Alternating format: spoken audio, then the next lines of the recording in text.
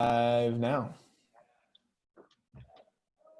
Welcome, everyone. I am Lucas Walker from Gorgias. Thank you to everyone who's joining live and still with us. I know that they're having a lot of virtual events that you could be attending, that you have been attending earlier today. So it really does mean a lot that you're here with myself and Hayden from Hydrojug. I should be able to pronounce that right. I was trying over the last few minutes. But Hayden, do you want to give us a little bit of background on who Hydrojug is, what you do, and then I'll go into who Gorgias is, and we can jump into the meat and potatoes of our webinar. I hate the phrase webinar because I think it's just about the least sexy term right now. So we'll call it a live stream, live podcast recording. And hey, let me know, do you want questions rapid fire as they come, or save them all until the end? What's easier for you for your flow? Yeah, I'm actually fine with either of those options. We can kind of just, whatever you guys are, if we have a ton coming in, we can take them. If there's not a lot, we can save them to the end. I'm comfortable with either format. Awesome. Let's see. We'll if they come in and they're relevant, we'll answer them. If not, we'll save them till the end. And if they suck, we'll ignore them altogether. That sounds good to me. So, and if you are asking a question at home, try to phrase it so that everyone paying attention can benefit, not just one specific piece of advice for your store. Ultimately, if it's very personal, you have access to data that Hayden and I don't have, so I can share what our Gorgias customers are doing. Hayden can share what he's doing for everyone's benefit, but let's try to have more open-ended questions that can truly benefit everyone here. So Hayden, do you want to introduce yourself, your role, and a little bit of the history of the Hydrojug? Yeah, for sure. So my name is Hayden Wadsworth. I'm happy to be here. And I am the CEO and co-founder at Hydrojug. We are still very much a startup. This is our 4th year of business. Mm-hmm. And really what we're doing and what our core is here, we're trying to help people live healthier lifestyles by making it easy and convenient to drink more water. So whether that's a fitness person, whether that's a person that has a desk job, we're happy to see, through social media, and what we're doing is helping people. So that's kind of the quick pitch on what we do and kind of what's at our core here at Hydrojug. Awesome. And I mean, old survival adage, you can go 4 minutes without oxygen, but in 4 days without water, 4 weeks without food. You need water to live. We're all 70% water. So just, other than the air we all breathe, I think that there's not much more important that's out there than staying hydrated. If you're listening on the podcast, I'm actually drinking out of my Hydrojug right now. I love it. If you're watching on the live stream, you can see that I'm drinking out of a clear pint glass. But I've been on these webinars all day, not exactly working up a sweat outside. And now I'm drinking water because I wasn't staying hydrated throughout the day. So yeah, we're gonna have to get your address and send you some product over. Or I could just buy one because it's a quality product worth paying full price for, and not having to harass my friends to discount. I could actually support my friend's business. And you know what? I think that might be an awesome idea as well. Anyone who asks a question, I don't know how we're going to measure this, but if you ask a question and you engage with us, Hayden, if you want to pick someone to give away a $100 gift card to Hydrojug, Gorgias will pick up the tab for that. Because cool. We can like absolutely do something like that. Absolutely. So, and I mean, we like to support our customers. How can we be a customer support help desk if we're not supporting our customers in every way that we can? We're the number one rated help desk for e-commerce. So helping you reactively answer your customers' questions like, hey, where's my order? Can I get a tracking update? Can I cancel something? But also being proactive and really helping answer the questions like, if I order today, when can I expect my order? What's your guarantee? Or in your case, asking questions like, do you use BPAs or anything like that, even when you clearly state it in your product display page and your ads, that you don't? Sometimes customers just want to have those one-to-one conversations. Yep. So we don't have any slides because I think we've all seen enough charts and trends on webinars. But the one statistic that I really wanted to highlight is that customer support inquiries are going up at a higher rate than sales velocity. So we've seen a lot more shifting to e-commerce over the past 2 to 3 months. What's happening at an even greater rate is a number of those customer conversations. So we help you manage all of those, even if your sales are going down. What we've seen is that the number of tickets and inquiries is staying the same. And we actually do have a stimulus offer that we are wrapping up at the end of the month. So if you have seen a drop in sales, or you've been blessed by a little bit of an uptick during the recent couple of months, let us know, and we would love to help you out either way with that. But no, I don't think anyone signed up here to be shamelessly pitched products. So let's jump into it with the first topic, which is growing your repeat purchase rate. And I think that this is a really, really interesting question, because you wouldn't necessarily think of a water bottle as a subscription product or a repeat purchase product, but in many ways, I would actually think it is consumable, because I have several water bottles that I put on my bike. I know sometimes, unfortunately, I lose them if I go to the gym. It does happen, but also comparing to, say, a travel mug that I have multiple versions of. If I'm going out with my friends or family and I want to bring a couple, maybe I'm packing a cooler of meat or something and I want an extra little bit of an ice pack, I can freeze it to put it in there. So I've got a lot of different uses outside of why I would normally buy my water bottle. But how have you really grown your repeat purchase rate with that? I'd love to hear some of the strategies that you've really utilized. Yeah, so kind of like you brought up, this is actually a really interesting question when it comes to HydroJug, since our main product is a water bottle and it's seen kind of as a one-time purchase product. So really, I kind of broke this down into a few high-level groups, like customer experience, product quality, product type, and selling strategy. So the first one we want to tackle is product design. So like you said, it's a water bottle. People don't need a subscription to like 12 water bottles over the year. So as we launched our product, we got a lot of feedback. Like a lot of our customers were asking for a straw, for example. Like, hey, I drink way more water out of a straw, or is this insulated? We want our water to stay cold. So we immediately, or as quick as we could, we came out with a straw and a neoprene sleeve that insulates the bottle. So as we kind of grew into this, these have been our repeat purchase items. So even if your main product isn't per se a repeat purchase item, you can build off of that main product and create these items that people would be perfectly fine purchasing 2 or 3 sleeves or accessories that have to do with your main product. So I think taking a step back and really thinking what your strategy is from a product standpoint, you can definitely increase that repeat purchase rate.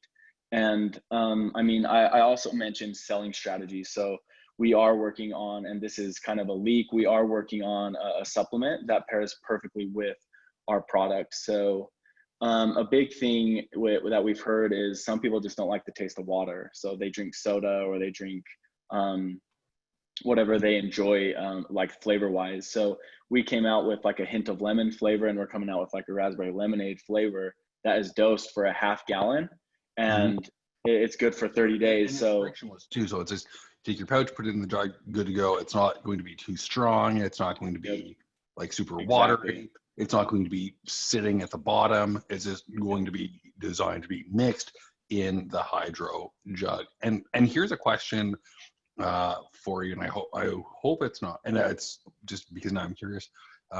Does it? Because I always have 2 water bottles. So one for my electrolyte beverage, and then my other one for water, because I find that it sticks in the container, and if you've had something other than water in it, you don't want to put water in that.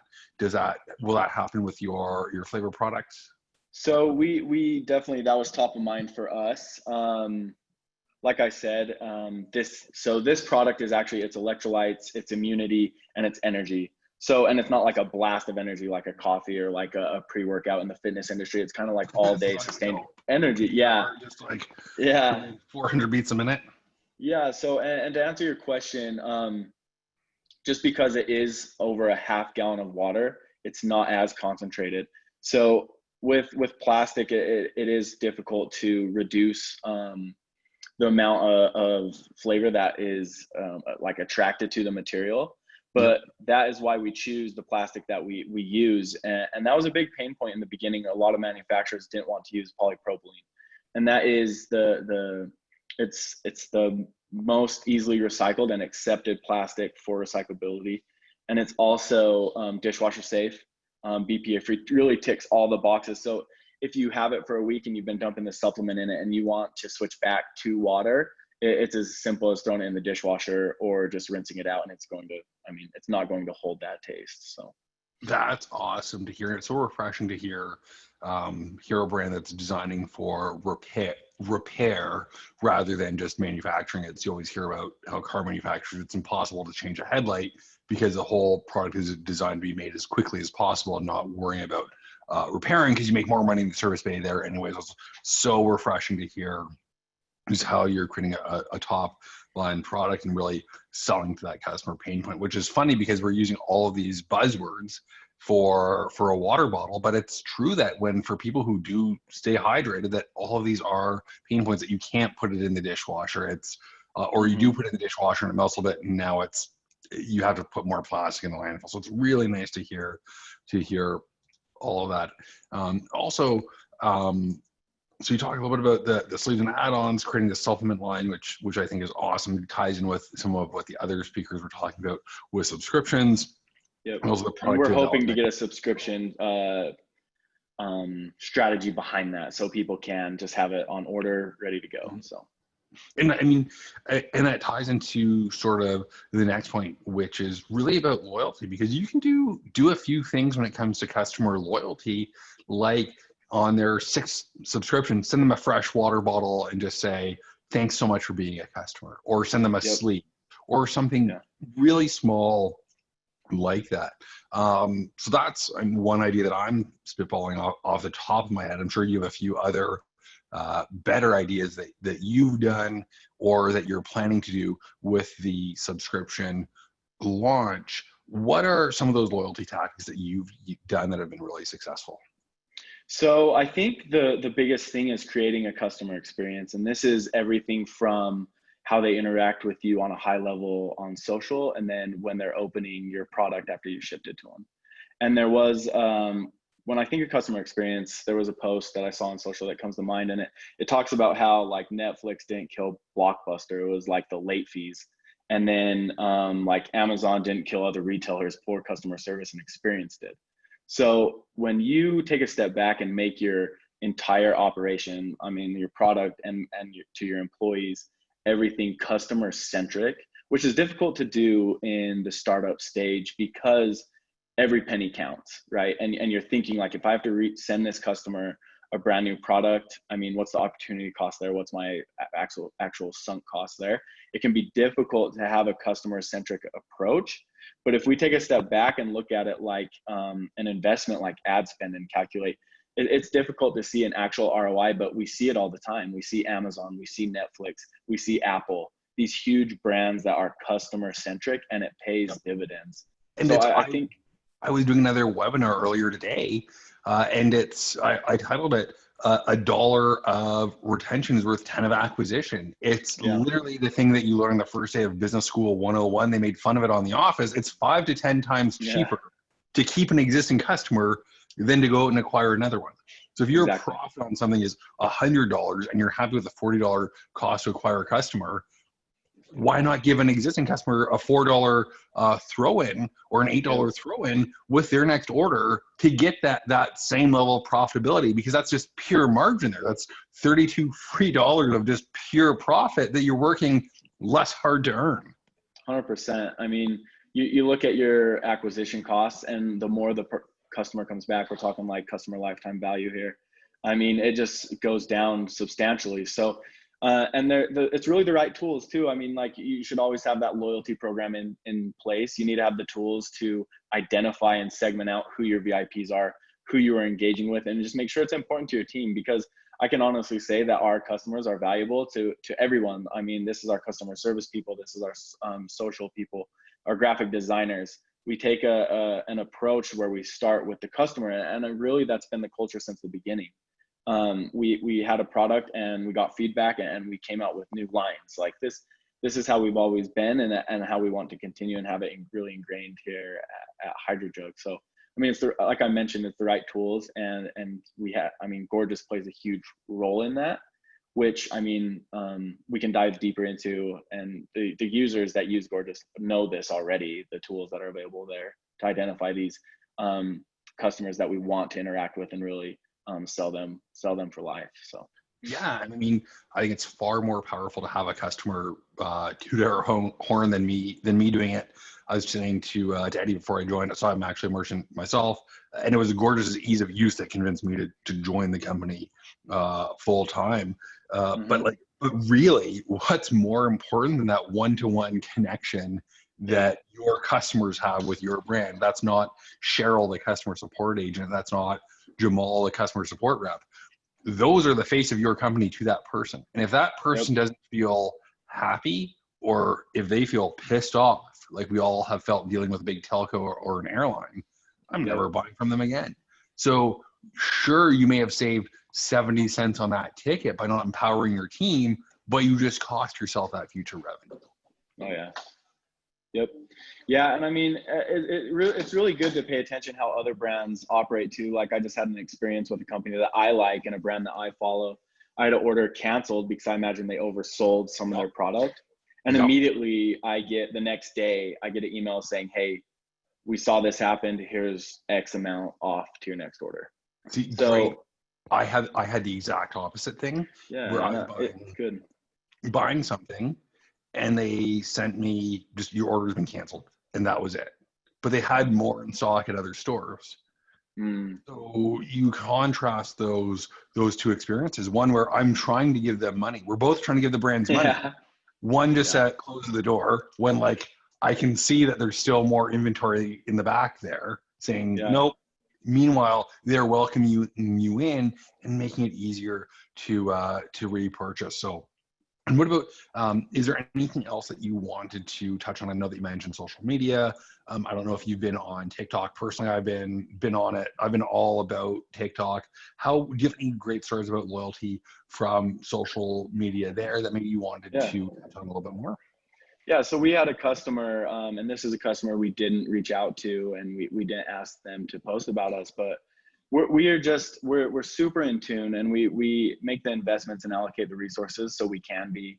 And one of our team members that deals with social, they came across this video of a customer that was showing a HydroJug, and it had a million views, and I mean, it has even more now. So we immediately reach out to them, and we put together kind of a care package, swag bag type deal, and send to them with a handwritten note saying thank you. So and this is where I'm coming in. This isn't me. I didn't see this video. I didn't come up with this idea. This is my team members. So this is how, I mean, culture really plays into it. It needs to be important to everyone in your organization. The really coming up with these creative ideas, how to relate to people, and just, I mean, really think about it. How do I like brands to treat me? You know, how would I get bought into a brand for life? And I think it's little things like that do it. So yeah, that's how it handled, and that was on TikTok. So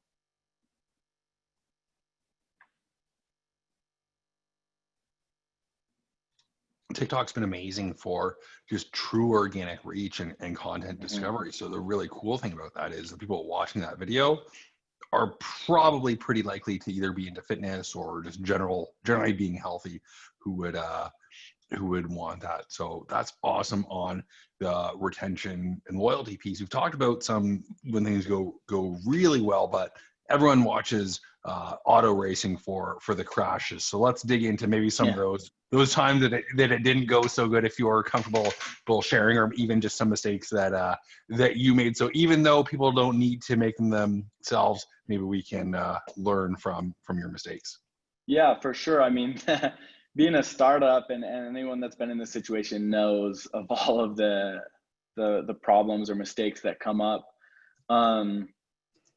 Yeah, I mean, I can tell a story about one of them. So early on in the business, actually our first container that we ordered in of product, it came and we started sending them out, and we just got a ton of emails. And this is when we're managing everything through Gmail. But they just start flooding in like, "Hey, these leak." So so I go back to my manufacturer. My heart's sinking for you.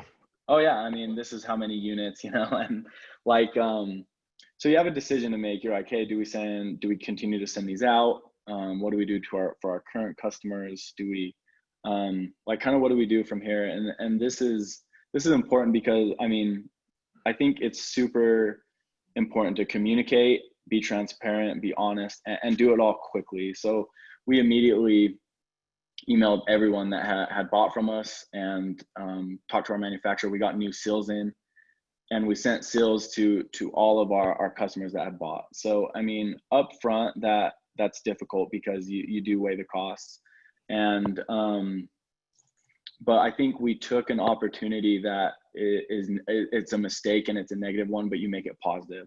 It creates a situation where someone is upset, and then you make it better, and now it's a positive thing. It's an opportunity to win. So yeah, I think that's the best route to go to. I mean, if we're talking about avoidance, I should have spent more time in testing and product development. But I mean, I think that's the best thing we can do as far as taking issues and turning them into like a positive thing.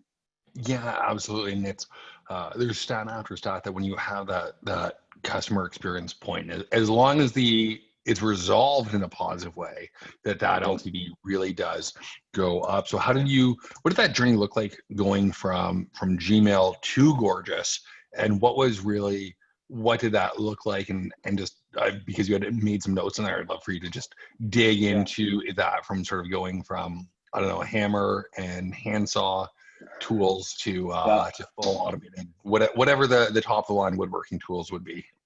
Yeah. So I was handling kind of all the customer support myself. I had all of kind of our canned responses in my notes on my iPhone, and I'd copy and paste them out into Gmail. And as we grew, and I mean, volume picks up, you have more cash flow, you can reinvest back into the company. We hired a support rep to kind of do it part-time, and obviously wear other hats as well. But we started on Zendesk, and I was working with my Shopify rep, and they recommended Gorgias, which I think you guys were still pretty new at the time. But I was just kind of discussing some of the pain points that we had with Zendesk. Go ahead. I was going to say, in the grand scheme of things, we still are pretty new. I mean, e-commerce in general is still 100%. Still pretty new. Well, and that's what's crazy, is how new it was, and all of the features, and how completely built out it was. I mean, so like I said, we hired someone to do this part-time, and that person is still our only support rep. Wow. So yeah, I mean, and they obviously work more than part-time now. They're full-time, but really having access to everything on a ticket view. So I mean, tracking and links to all the different services, it really brings everything together that you can offer that customer experience that we've talked about. So it doesn't take a day, 2 days. Like, I mean, our goal and metric is to respond within a business day. So, and I hold our support rep to that, and we've never had an issue. So, and it's crazy too, because I don't really have to check in, because I see the comments on social, like, oh, HydroJug, they have great customer service. I see it in our reviews on our website. I don't know if I can even think of one time where someone had reached out to customer service and had a bad experience. I definitely have seen people that are frustrated, but as soon as they get to customer service and we take care of their issue, that's the end of it. So, and they usually will come back and give you that positive review, which, I mean, I don't know if you can even put a price tag on that. If a customer is unhappy and then they come back on social and say what a good experience they had. So, and I mean, that's the ROI that we were talking about earlier. Well, that's awesome to hear. And just out of curiosity, if you we didn't have a tool and we were still managing everything in Gmail and Notes, how many people do you think you would need to be able to run all of that? Oh man, yeah, that would be hard to even take a stab at. But just like from an organization piece, from making sure everyone gets responded to piece, like it would just be a nightmare. I could see like a team of 10 people trying to tackle that. So That's just awesome to hear, and especially knowing that we can support entrepreneurs in that way is a big thing for me, coming from doing, like, being immersed in myself and doing literally the exact same thing. It's just to know that other people don't have to do that. But we don't need to pitch Gorgias too much. If anyone does want to see what Hayden's talking about, you can just shoot me an email, Lucas at gorgias.com. We do have a question from Jan. How did you train your support team? What are some of the best practices and philosophies that you provided them? And you know what? We only have a few minutes left, so let's jump into Q&A. If anyone has those questions, you do get a $100 gift card to HydroJug for asking. So that's Jan's question there. Yeah, so it really started off when I was still doing support. We took a customer-centric approach where we started with the customer and kind of reverse engineered the process. So like, here are the typical problems that we see. How do we address them? And what do they want to hear? So, I mean, before this, I worked in chat sales. So I would sell online through chat. And you have to be very careful because there's no expressions with text. So you have to make sure that you're expressing. So you're using the right punctuation, emojis, those kinds of things to make it a good customer experience and design a successful support operation. So we took that approach. Here's our common issues. Here's how we like to approach them. And I mean, they're called macros in Gorgias, so like canned responses. And we have probably, I would think, 3 to 4 macros for each issue, but then it's a decision tree too.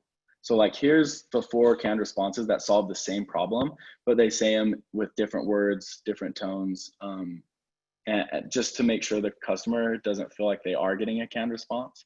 And Gorgias has the tools to do that. Like, I mean, we can put those tags in there that pull in their name, pull in unique characteristics about the customer to make it feel super personal, like a retail experience. You're going into the retail store and someone is talking to you. That's really our goal and the approach we take when designing our support processes. That's really nice to hear, because quite frankly, that's the way that it should be. And we do have one last question from Matthew Matthew, North America. What is HydroJug's monthly ticket volume like? And just to reiterate, do you see any seasonality? Do you see any fluctuation with that? Yeah, 100%. So let me pull it up so I can give you a good number. But it definitely fluctuates. So as sales go up, we can expect ticket volumes to go up. I mean, it isn't necessarily, it doesn't have to be issues. It can be common questions like, where is my order? Because when sales volume goes up, the longer it takes to fulfill, the longer it takes to get out the door. And then like in peak seasons like Christmas and New Year's, Black Friday, the shipping companies actually, I mean, have a hard time getting everything out too. So it's not always just issues, but yeah, your ticket volume definitely goes up. And with that being said, we still only have that one rep even during peak season, so she can just keep up with that. So that's amazing. Sorry, I'm trying to get this pulled up here so I can give you an accurate number.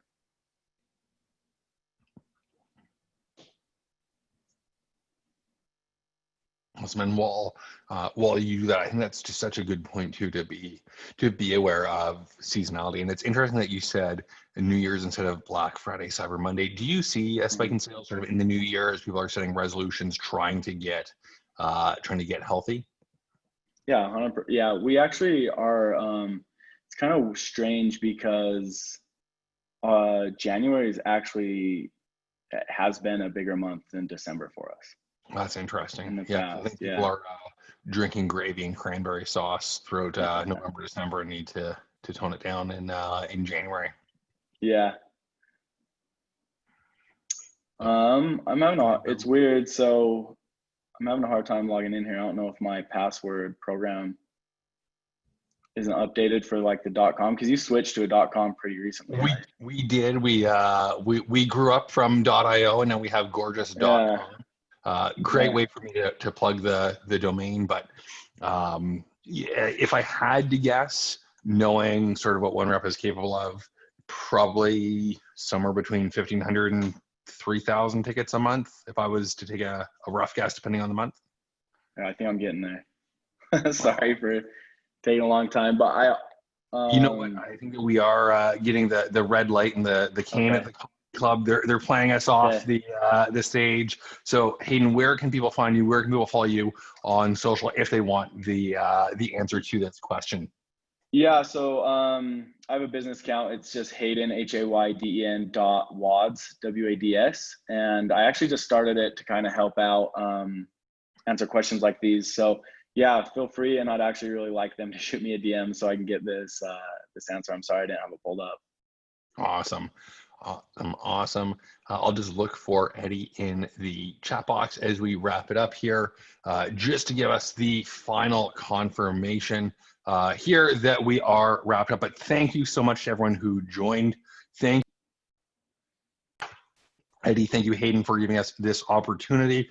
And if you do take away one thing that's not use Gorgias for your support desk from this, just make sure you stay hydrated, as we're officially in summer now. The sun's out, guns out. You're going to be sweating a lot more. Heat stroke it sucks. Stay hydrated. Thanks so much for everyone for joining us. I am Lucas Walker from Gorgias, and if you do want to offer the same level of customer support as Hayden, because he's raised the bar for all of us, hit me up. I'm sure Eddie and the Retain team will give you my contact info.